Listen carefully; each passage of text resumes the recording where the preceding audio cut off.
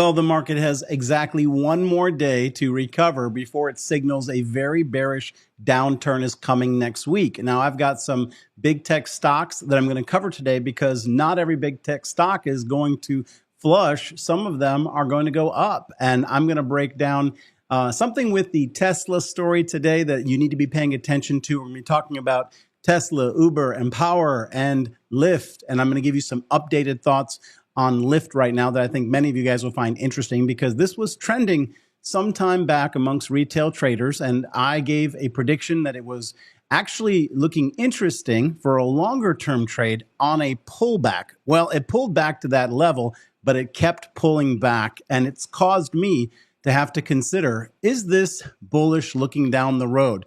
The charts are telling a story, but the fundamentals behind why this is pulling back is telling even a bigger story. Price is truth. There's a little bit of confluence on some bearishness for Lyft right now, and I'm going to break down my view on that overall. Welcome to Wall Street. This is the Stocks with Josh show. Thank you for taking a minute and dropping me a comment, a heart in the comments. Hit the like for me and hit the subscribe if you need help understanding the charts and watching out for what institutional money is doing. I always try to teach a little bit about the charts and also highlight where is the money flowing and why. Hit that like and subscribe for me. And don't sleep on the Stocks with Josh Pro trading community over there. We live trade as a community together with my crown traders over 10 times every single week. Every morning session and every afternoon session is covered. And on the weekend, we teach. I also dropped a very powerful tool, my Elite Scanner. I call it my friendly scanner because this is designed to help people who have never really used a scanner before understand why, how to use it. There's educational content on each of the selections. There's a beautiful drop down that'll walk you through the entire idea behind that particular scanner and how it picked the winners for that moment and what to do with them.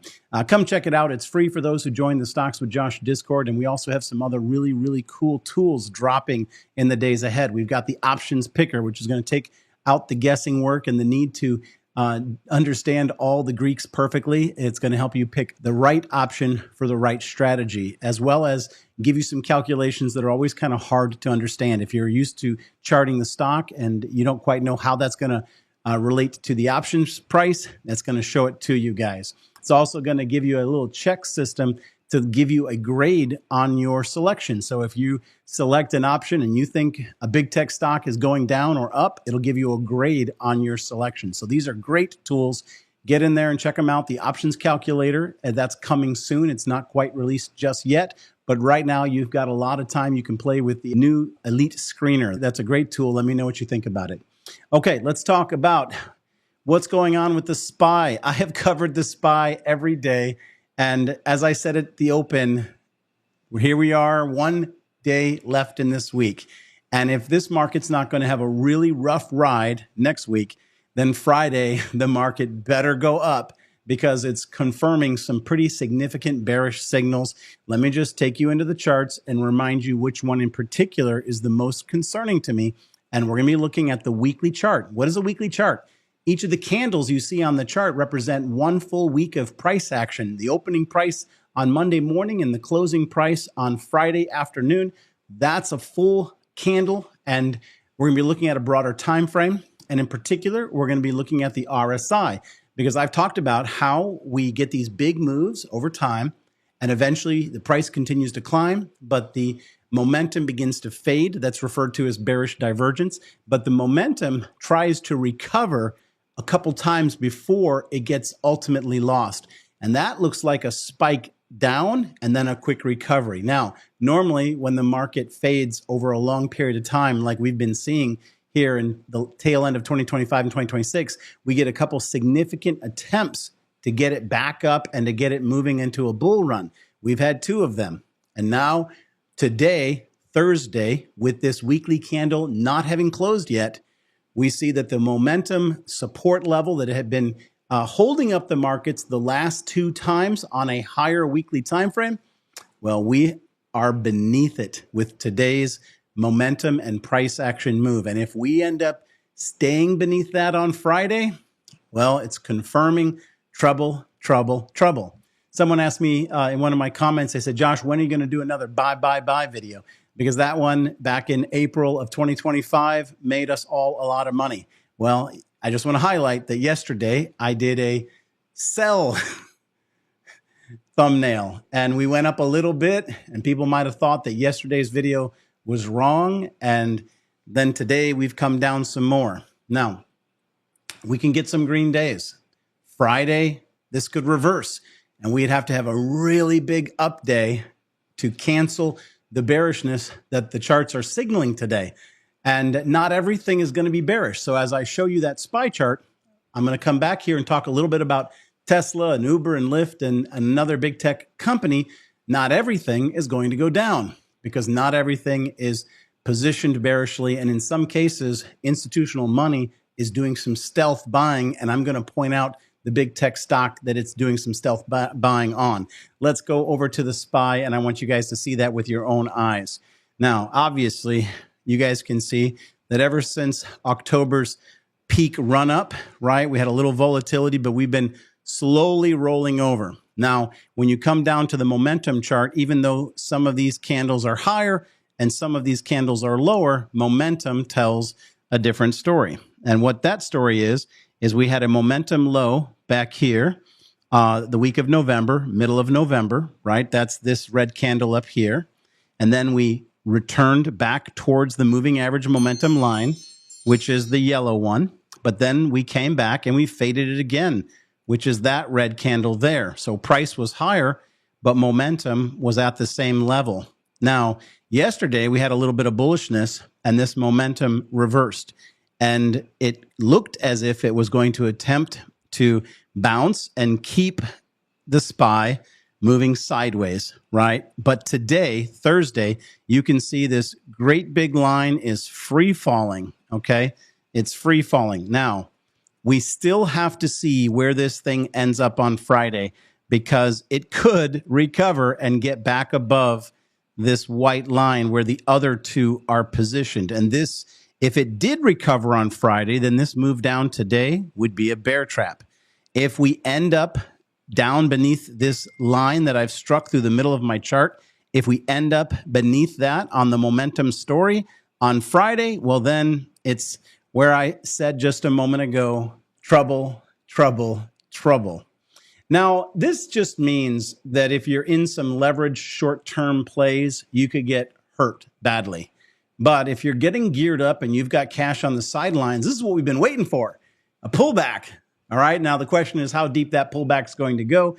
And what can throw a lot of retail investors is where we stair step down. And that's where we move down and we come back up a little bit and they load back in. And then we move down and they panic sell. And then we come back up a little bit. This is designed to shake out the weak hands. Wall Street is the hardest way to make a buttload of easy money. It can't be refuted. Real quick, I got to shout out AMPX. I shouted out this small cap player in my last video, not the live I did yesterday, but the video before that. And I got criticism. I literally got criticism. And I said, this one's a good one. I gave you a stop loss. You always have to have a stop loss plan. And stop losses, when I share them, they represent important structural support. And when you look at the AMPX chart, you can see that it had a little dip at when the earnings news was announced. It didn't go below my stop loss level. And then it ripped, gave everybody a fat return. Let me know if you made some money on AMPX. I got different comments on YouTube. One of them was, Josh, thank you so much for AMPX. It is my biggest winning trade since I brought it to the community last year. He said it's been my overall biggest winning trade ever, my largest winning position. Then I had some criticism from another guy that said, oh man, you're wasting our time talking about these stocks. You're missing the boat. And, of course, one guy makes an 80% win. The other guy wishes I was talking about something else. But there's always a reason why I talk about each stock that I bring to you guys.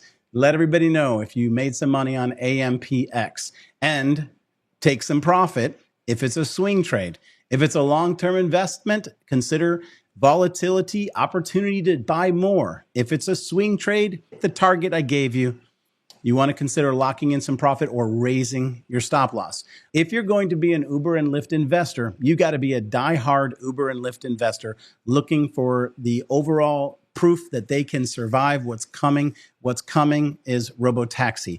Autonomous full service driving is what's coming. And they've got to basically be in a position that they can prove that they can grow profits in that environment, not lose market share, margins, or revenues.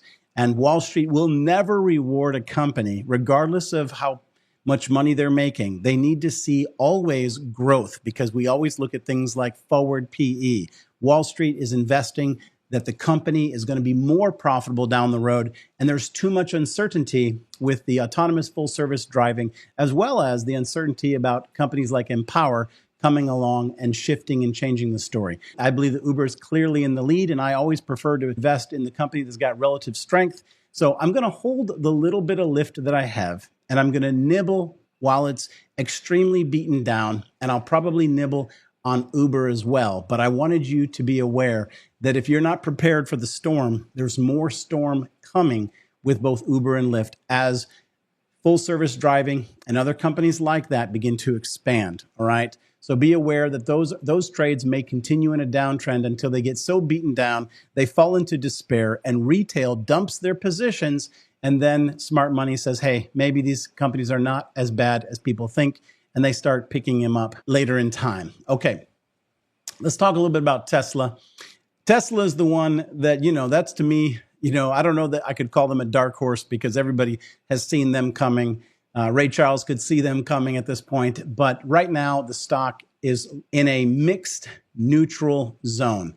It's held up extremely well, right? But you have to admit that as each month has gone by, we have been fading the top. Every little spike up has slowly bled off until now we're sitting back here between 410 and 400, which is a very dangerous zone. And I wanted to talk with you guys about how institutional money is positioning themselves right now and how that basically can affect where this price is going to go next. And then I'm going to give you guys a big tech company that smart money is doing the opposite with. They seem to have an understanding as to where it's going, and I'll give that to you in a minute. But right now we're seeing large straddle and strangle positions on Tesla. This is preparing for a big move.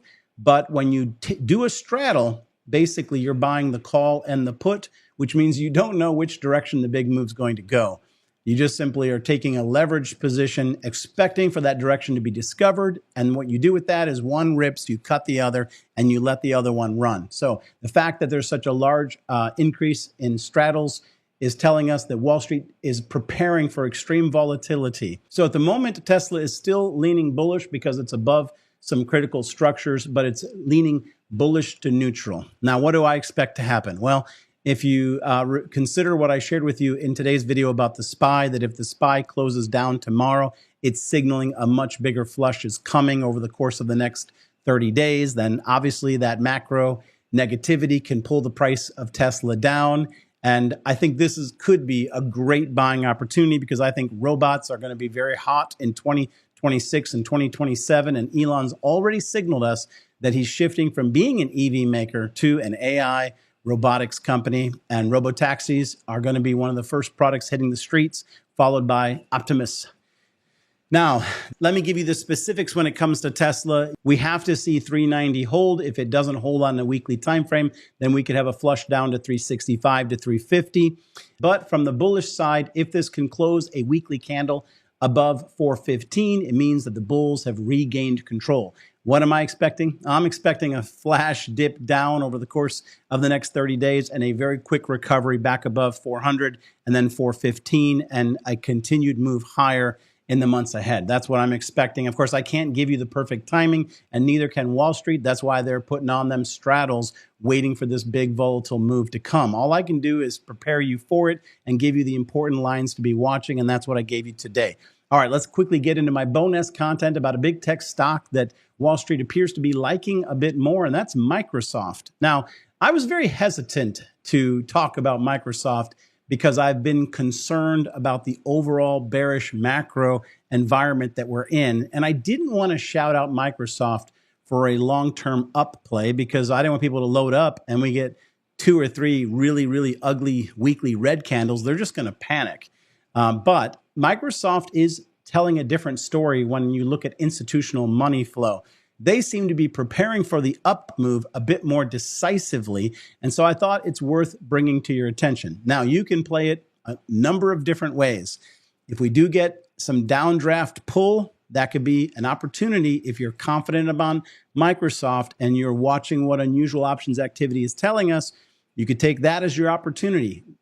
But make sure you give yourself some time because, as I said, we might see volatility spread out over the next 30 days. But here's what we're seeing on Microsoft and the QQQ. We are seeing call sweeps slightly out of the money, okay, which is bullish. This is upside positioning.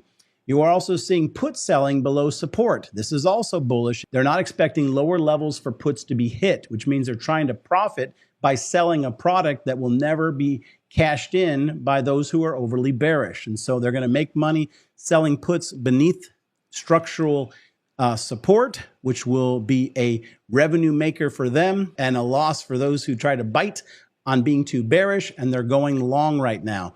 Now, let me take you into the Microsoft chart and just quickly show you the specific lines that I'm liking over there. Let's go look at it. So we have a very classic opportunity for a head and shoulders pattern. And even though we've been in an environment of uncertainty and war, Microsoft is steadily moving higher, which is a pretty good sign. I'm thinking that this is the neckline right here, right around 420. And to complete the head pattern, we'll come up here to 420, 421, hit it, possibly reject. You see major support around 407. So I would expect a move back to 407, but really anywhere in this range could form the right shoulder. And then we would need to come back up to the neckline. And if we were to close a couple candles above the neckline, we would take the distance between the neckline and the head, and that would give us a breakout target.